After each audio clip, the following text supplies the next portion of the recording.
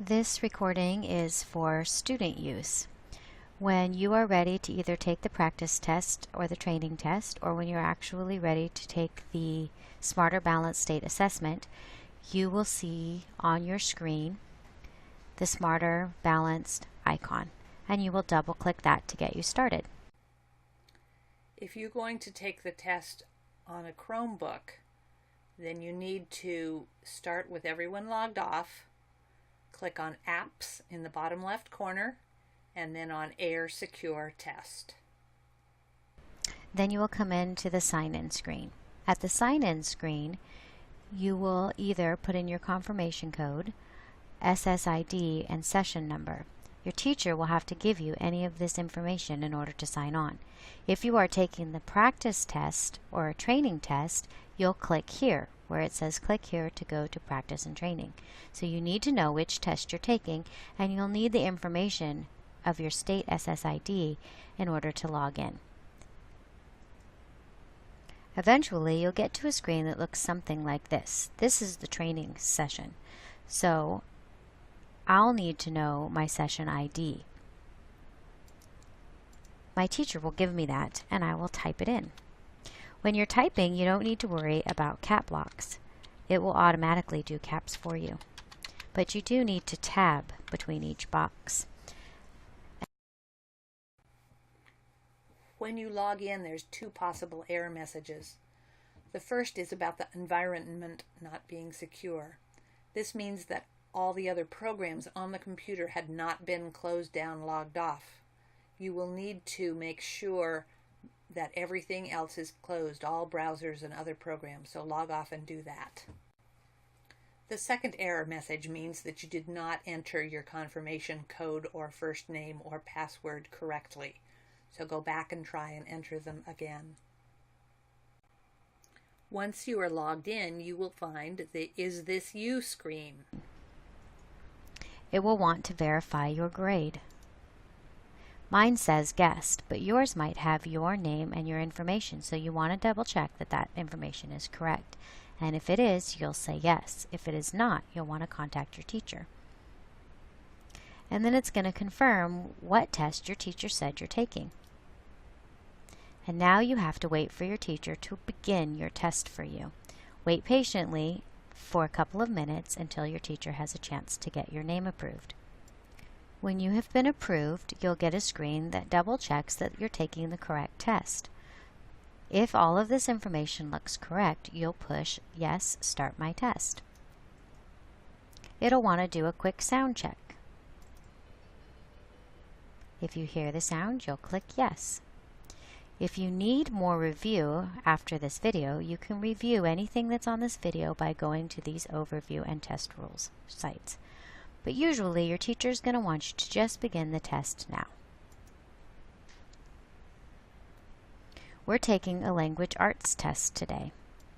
Some of the standard tools look like this. You can go to the next test question or back to a question you've already had. You can save what you're working on. You can pause your test, but remember, if you pause your test for more than 20 minutes or if you haven't moved your mouse in 20 minutes, the test will pause automatically and you won't be able to go back and review any of your questions or answers. This, in the language arts section, allows you to see the screen larger. You can click it to go back and see the screen smaller. This one has no options at this time.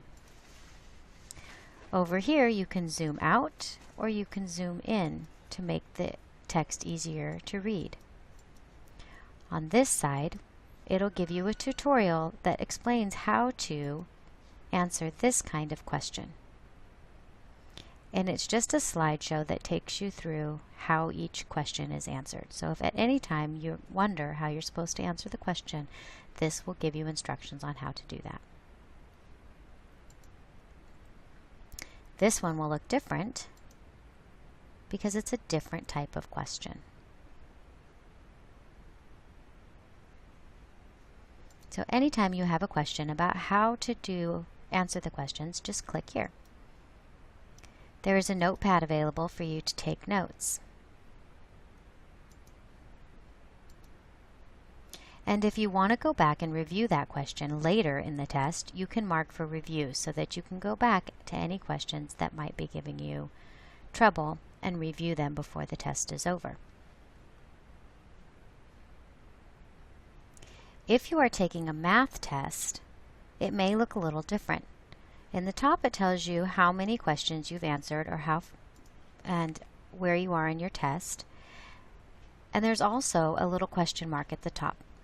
This question mark takes you to the screen that explains what all the tools are in case you need more assistance.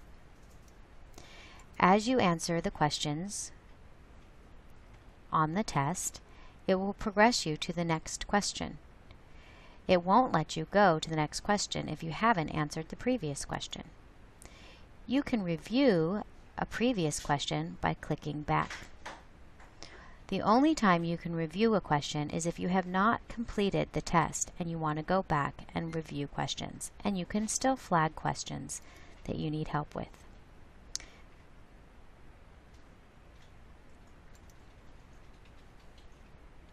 When you have finished answering all the questions in your test, you will get this screen that says, "Attention, you have answered all the questions in the test." When you have finished checking your answer, click End Test button. So I'm going to click OK to this message, and now I have a new button in my button screen that says End Test. I can go back still and review any of my answers before I hit End Test. This will be the last chance you have to make any changes to your test.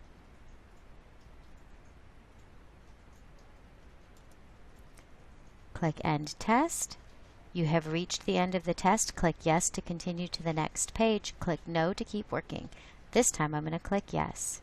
And then it says that I have reached the end of the test and that you can review your answers. You cannot change any of the answers once you hit Submit Test. Are you sure you want to submit the test? And then it'll say that the test has successfully continued and you can log out. Your teacher should give you instructions on what you should do while you're waiting for the rest of the class to finish the test.